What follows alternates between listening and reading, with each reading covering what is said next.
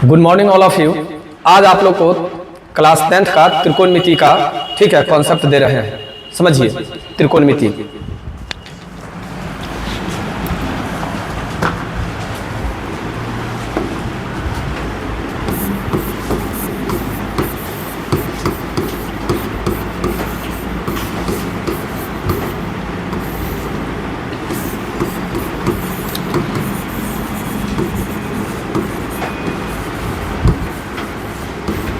देखिए सबसे पहले आप लोग को यह कह दें, जो त्रिकोणमिति जो है ना, त्रिकोणमिति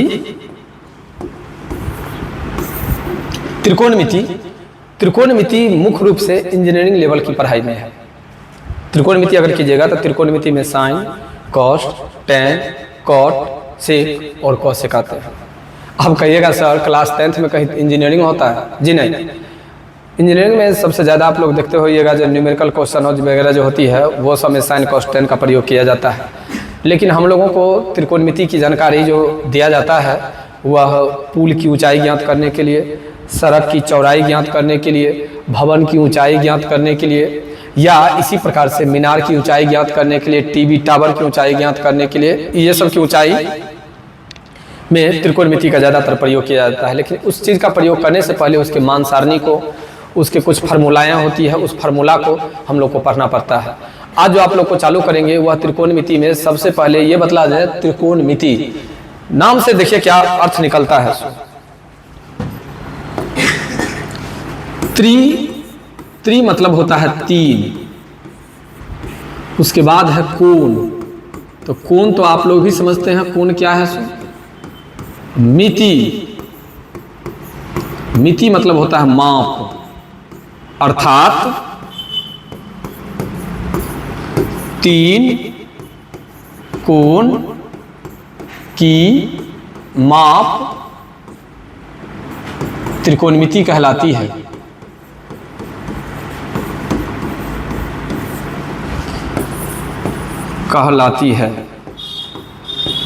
देखिए त्रिकोणमिति की अगर बात की जाए तो त्रिकोणमिति, तीन कोण की माप त्रिकोणमिति कहलाती है। तीन कोण की माप त्रिकोणमिति कहलाती है। पहले वो डिफिनेशन आप लोग याद रख लीजिएगा, तीन कोण की माप त्रिकोणमिति कहलाती है। एक बात तो ये समझ में आ गया, तीन कोण की माप त्रिकोणमिति कहलाती है, तीन कोण की माप त्रिकोणमिति कहलाती है, तीन कोण की माप त्रिकोणमिति कहलाती है। इतना बात याद रहेगा। हम लोग अभी 8.1 जो चैप्टर है, 8.1 चैप्टर पढ़ने के लिए आए हैं। 8.1 में समझ गए ना, पढ़ना है त्रिकोणमिति, जिसमें हम आप लोग को लिखवाए तीन कोण की माप त्रिकोणमिति कहलाती है। कोई दिक्कत? ये चीज तो समझ में आ गया। अब अगर ये चीज बुआ समझ में आ गया तो अब देखो त्रिकोणमिति में होता क्या है। मुख्य रूप से त्रिकोणमिति में सबसे पहले जो होता है वह होता है एक समकोण त्रिभुज।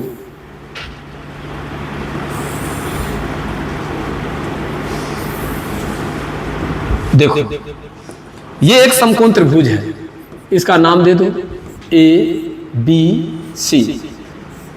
हो गया। ABC में ये तो तुमको समकोण है, तो यानी 90 डिग्री का कोण हो ही गया।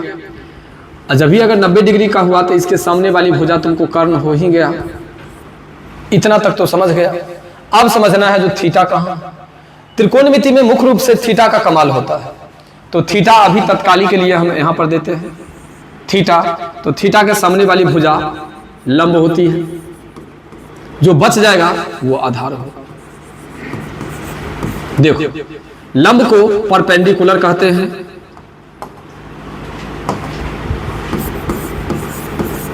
परपेंडिकुलर।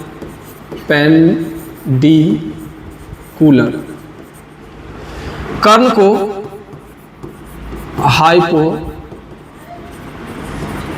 हाइपोटेनस कहते हैं, आधार को बेस कहते हैं। ठीक है, याद रखना। अगर बात की जाए तो शॉर्ट में P, शॉर्ट में H और शॉर्ट में B। ठीक है, अच्छा से तने समझना। यही फिगर का कलाकारी है त्रिकोणमिति में।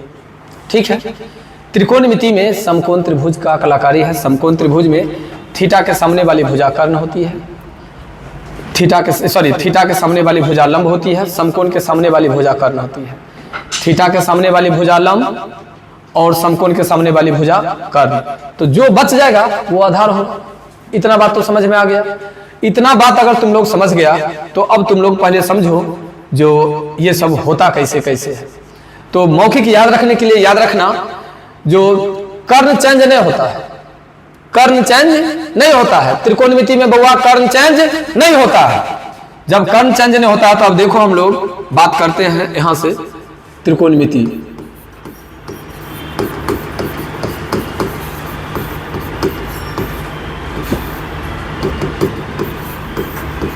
तीन कोणों की माप, तीन कोणों की माप त्रिकोणमिति कहलाती है। कैसे कहलाती है तो इसके लिए हम आपको बतला दिए। त्रि मतलब तीन,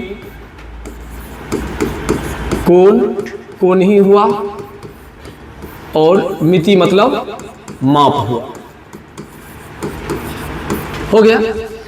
त्रिकोणमिति, तीन कोणों की माप त्रिकोणमिति कहलाती है। त्रिकोणमिति यानी माप।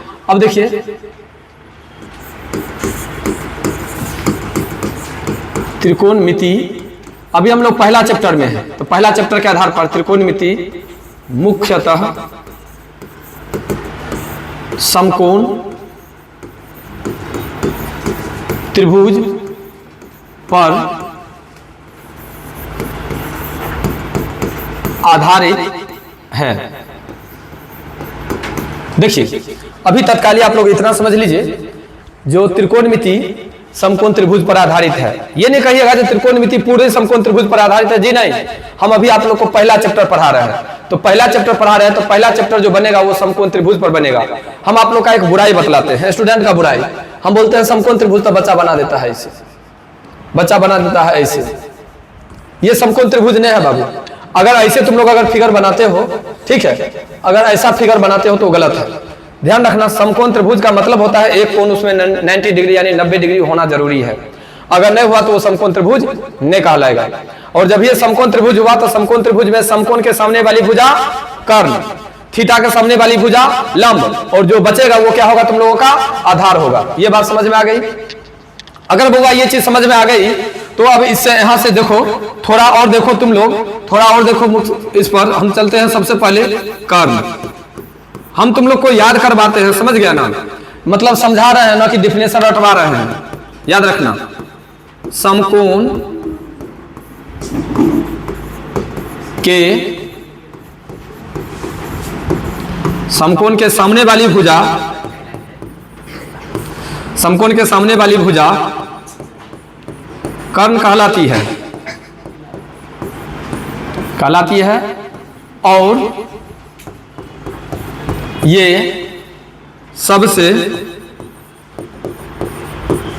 बड़ी भुजा होती है, बड़ी भुजा होती है।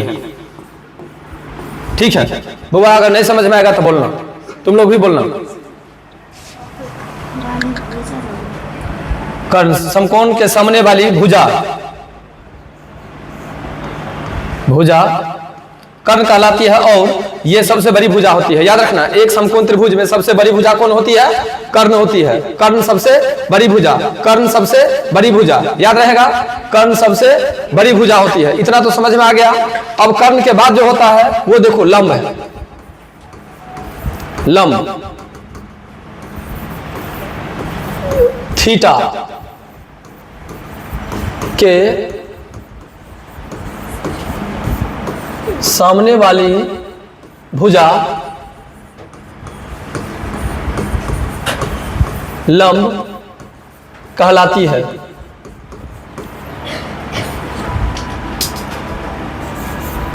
ठीक है, थीटा के सामने वाली भुजा लंब कहलाती है।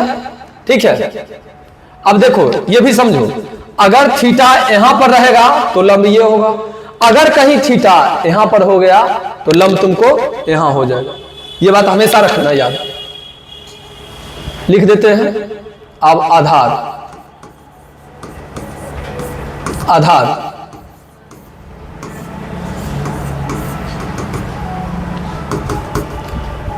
शेष बची भुजा, शेष बची भुजा आधार कहलाती है।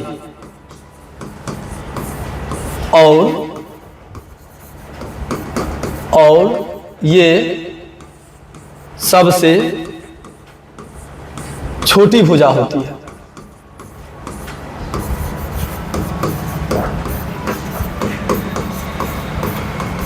बहुआ एक बात तुम लोग समझ लो, जब कर्ण सबसे बड़ी भुजा होती है, आधार सबसे छोटी भुजा होती है, तो लंब क्या होगा? मझली भुजा। कोई दिक्कत इतना तक समझने में? अब एक और नोट करके हम लिख देते हैं, नोट करके लिख देते हैं, जो कि एकदम तुम लोग को याद रहना चाहिए। NOTE note. समकोण त्रिभुज में, जब समकोण त्रिभुज में लिखिए, इसको लिख दीजिए त्रिकोणमिति में, त्रिकोणमिति में थीटा की अहम भूमिका होती है। त्रिकोणमिति में थीटा की अहम भूमिका होती है। थीटा के सामने वाली भुजा लंब जो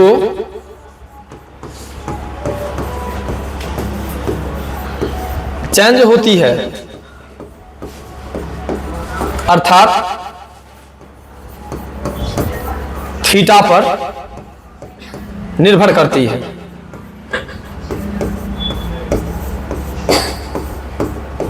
एक बात याद रखिएगा, ये आप लोग क्या याद रखना है, इतना बात को आप लोग अच्छा से सुंदर से ढंग से एक बार समझ लीजिए, फिर हम लोग बात करेंगे। समझे? देखिए अभी जो आप लोग को लिख करके हम दिए हैं, ये है त्रिकोणमिति में आपका, समझ गए ना? कॉन्सेप्ट एक छोटा सा बेसिक कॉन्सेप्ट है, बेसिक कॉन्सेप्ट, जो कि अगर आप लोग त्रिकोणमिति पढ़े हुए हैं या कभी त्रिकोणमिति के बारे में सुने होंगे, तो इतना चीज आप लोग को मालूम होगा। जो थीटा के सामने वाली भुजा लंब होती है, समकोण के सामने वाली भुजा कर्ण होती है, जो शेष भुजा बचती है वो आधार होती है। और ये जो अभी हम लिख दिए हैं नोट में, इसलिए लिख दिए जो लंब और आधार अस्थाई नहीं होते हैं। ये किस पर डिपेंड करते हैं? थीटा पर। अगर आपका थीटा यहाँ है तो लंब यहाँ है, थीटा अगर यहाँ है तो लंब आपको यहाँ पर है। ये हुआ आपको केवल समकोण त्रिभुज में कर्ण, लंब, आधार। आप सभी आदमी ध्यान रखेंगे, टोटल लड़की लड़का ये बात पर ध्यान रखेंगे, जो ये जो अभी हम आप लोग को बतलाए हैं, ना लंब का डिफिनेशन है, ना कर्ण का डिफिनेशन है, ना आधार का कोई डिफिनेशन है। ये हम आप लोग को याद रखने के लिए, ये आप लोग को समझने के लिए, बुझने के लिए आप लोग को ये दिए हैं। जो समकोण के सामने वाली भुजा कर्ण होती है, थीटा के सामने वाली भुजा लंब होती है, और जो भुजा बच जाती है वो मेरा आधार होता है। अगर ये कोण मेरा थीटा है तो ये मेरा लंब होगा, अगर ये तो चेंजे नहीं होगा, और जो बच जाएगा वो आधार होगा। अच्छा से सुंदर से ढंग से समझिए, जो शेष भुजा बच जाती है वो आपको क्या होता है? आधार। ठीक है? और आधार सबसे छोटी भुजा होती है और सबसे बड़ी भुजा कर्ण होती है। अब आप लोग को हम बतलाते हैं, अब जो आप लोग को बतलाएंगे वो देखिए, अब जो चालू होगी वो क्या होती है चालू। अब जानते हैं त्रिकोणमिति में कुछ त्रिकोणमिति अनुपात को। सबसे पहले समझिए साइन को, समझिए। अब समझिए साइन को। Sine theta, cos theta, tan theta, cot theta, sec theta और कॉसेक थीटा। ये जो देख रहे हैं ना, ये है त्रिकोणमिति अनुपात। आपको बतला दे आर्यभट्ट महोदय, ठीक है, जब ये सब हो रहा था, त्रिकोणमिति बन रहा था, तो त्रिकोणमिति में साइन थीटा केवल बना था, साइन थीटा, और साइन थीटा का अपोजिट हुआ कॉस थीटा। दिमाग ने काम कर रहा है। साइन थीटा का उल्टा हुआ कॉस थीटा। साइन और कॉस को मिलाकर के बनाया गया टेन थीटा। टेन का उल्टा होता है कॉट, कॉस का उल्टा होता है सेक और साइन का उल्टा होता है कॉसेक। ठीक है, ये 6 गो त्रिकोणमितीय अनुपात है। अगर इस 6 त्रिकोणमितीय अनुपात अगर आपको अच्छा से याद रहेगा, त्रिकोणमितीय अनुपात यानी त्रिकोणमिति में जो sine cos tan cot sec cosec इसका जो होता है मान, अगर ये याद अगर आपको रहता है तो पहला चैप्टर बनाने में कहीं से कोई आदमी को कोई दिक्कत नहीं होगी। बस खाली ध्यान रखना है, ये चीज ध्यान रखना है आप लोग को, जो ठीक है, जोड़ कैसे किया जाता है, घटाव कैसे किया जाता है, गुना कैसे किया जाता है, भाग कैसे किया जाता है, ये चीज की जानकारी होनी चाहिए। अब यही चीज की जानकारी नहीं है तो अब यही चीज कहिएगा सर आप पढ़ाइए तो गलत बात है ना, ये तो गलती है। तो देखिए एक बार फिर से आप लोग देखिए, उसी फार्मूला को उसी चीज को आप लोग के बीच में लाते हैं। कैसे लाते हैं सो देखिए।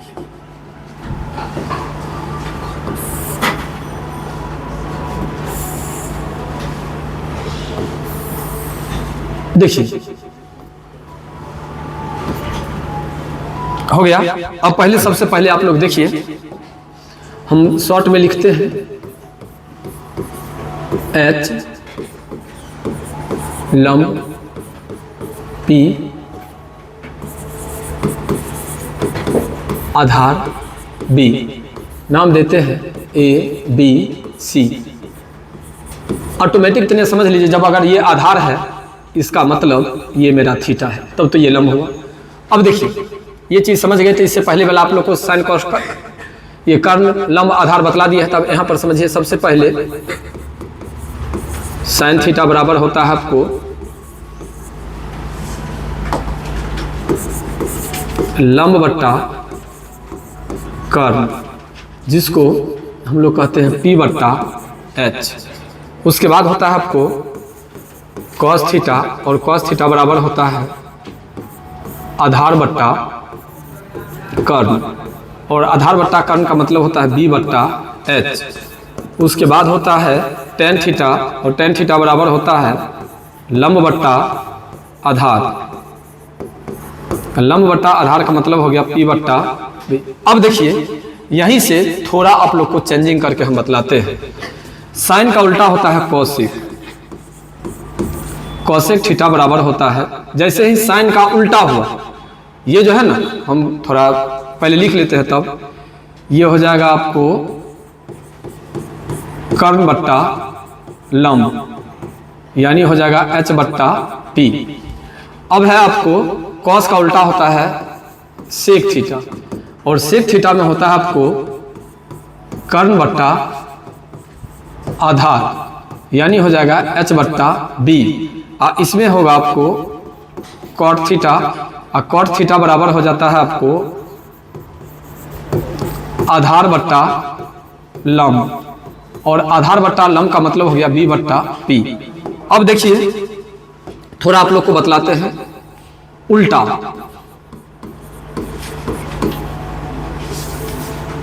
उल्टा उल्टा कहने का मेरा मतलब है, अगर आप लोग को ये तीनों याद है तो वो आसानी से याद हो जाएगा। अब देखिए एक सबसे बड़ा चीज जो है, कर्ण का स्क्वायर बराबर लंब का स्क्वायर प्लस आधार का स्क्वायर। देखिए यही एक फार्मूला है। अभी जो आप लोग को हम बोर्ड पर लिखे हैं, ये चीज को आसानी से सुंदर से ढंग से समझिए। देखिए आपको एक और वीडियो मेरा अपलोड है यूट्यूब पर, जिसमें हम आप लोग को बतलाए हैं जो साइन का मतलब क्या होता है, कॉस का मतलब क्या होता है, और किस टाइप से बना है। सो लेकिन अभी तत्कालिक ठीक है, हम शॉर्ट में आप लोग को बतलाने के लिए स्टार्ट किए हैं फिर से त्रिकोणमिति, तो आप लोग को बतला देते हैं। जो समकोण त्रिभुज पर आधारित है, साइन कॉस टेन, यही तीनों पर ठीक है, ये तीनों का निर्माण हुआ है। जैसे देखिए अभी हम लिखे हैं साइन थीटा, तो साइन का उल्टा कॉसेक, कॉस तो सेक, टेन तो कॉट। अगर हमें लंब बट्टा कर्ण, आधार बट्टा कर्ण और लंब बट्टा आधार, अगर ये तीनों याद है तो हमें याद करने में इधर कोई दिक्कत नहीं होगी। हम शॉर्ट में अगर लिखबो किए थे याद रखने के लिए, ठीक है, याद रखने के लिए, याद रखने के लिए हिंदी वाला के लिए है लाल ककार, देखिए लाल कका का मतलब यहाँ पर समझ लीजिए, लाल कका का मतलब होता है, एल का मतलब होता है लंब, ए का मतलब होता है आधार, एल का मतलब होता है लंब, के का मतलब होता है कर्ण, के का मतलब होता है कर्ण और ए का मतलब होता है आधार। इसी में अंग्रेजी में जो याद रखते हैं उसको, ठीक है, पी बी पी, इधर से एच एच बी, ये भी आप लोग याद रख सकते हैं। अगर आपको ये समझ में आए तो ये याद रखिए, अगर ये समझ में आए तो ये रखिए। ये सब ट्रिक है, ये सब को छोड़िए, आप लोग केवल याद रखिएगा लंब, कर्ण, आधार। थीटा के सामने वाली भुजा लंब होती है, समकोण के सामने वाली भुजा कर्ण होती है और जो शेष बचता है वो आधार होता है। इतना तक तो समझ। लड़का सो रहा है, रात में चोरी करने के लिए गया था।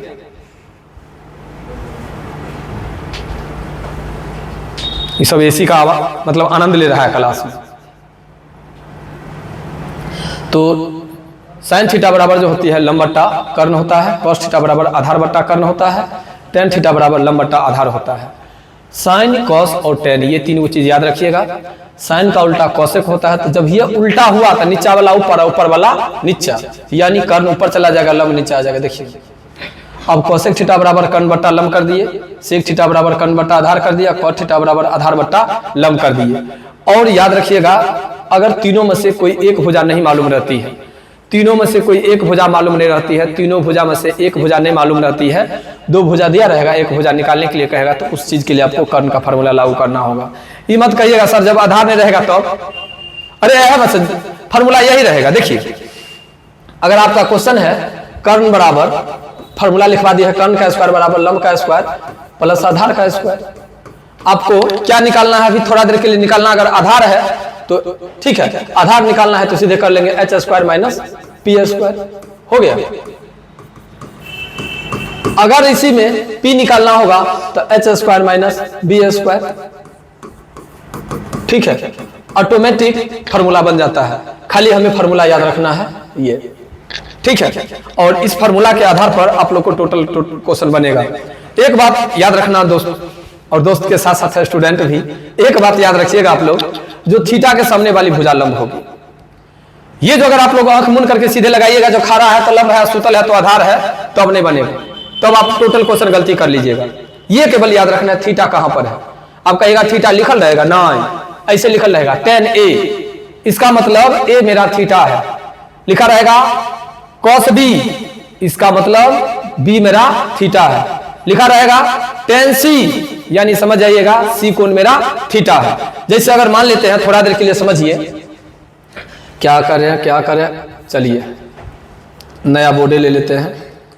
इतना तो लगभग सब आदमी को समझ में आ गया होगा, तो हम नया बोर्ड लेकर के आपको बतलाते हैं। देखिए ये मेरा एक समकोण त्रिभुज है, ठीक है, समकोण त्रिभुज है, कहता है साइन सी, सी कहेगा चट यहाँ पर सी दे देंगे, उसके बाद बी देंगे, एकरा ए कर देंगे। बात समझे। अगर आपको इसी टाइप से अगर फिगर ऐसे करके दे दिया जाए और कहे साइन बी, तो साइन बी का मतलब सीधे बी यहाँ पर बैठा लो, ऐसे अगर बैठा करके चलोगे ना, तब तुमको हमेशा लंब यही होगा। और ना अगर किताब तुमको कह रहा है, किताब अगर फिगर मतलब बना करके दिया हुआ है, अगर फिगर बना दिया है तब कहता है जो बनाने के लिए क्वेश्चन, जैसे एक तुम लोग को एनसीईआरटी का 2 नंबर क्वेश्चन में यही कहता है, फिगर बना हुआ है तब कहता है निकालने के लिए मान, तो वहां पर फिगर के अनुसार से तुम लोग लेना साइन थीटा या कॉस थीटा। बात समझ रहे हो ना, कहां पर लंब है सो। और इसके बाद अब कल के क्लास में तुम लोग को हम ये चैप्टर चालू करेंगे 8.1। अगर मेरा वीडियो का कॉन्सेप्ट यानी त्रिकोणमिति का कॉन्सेप्ट अच्छा लगा होगा तो मेरा इस चैनल को लाइक करो, सब्सक्राइब करो और अपने दोस्तों के बीच शेयर करो, ठीक है। फिर हम कल मिलते हैं आप लोग के बीच इसी का क्वेश्चन लेकर के।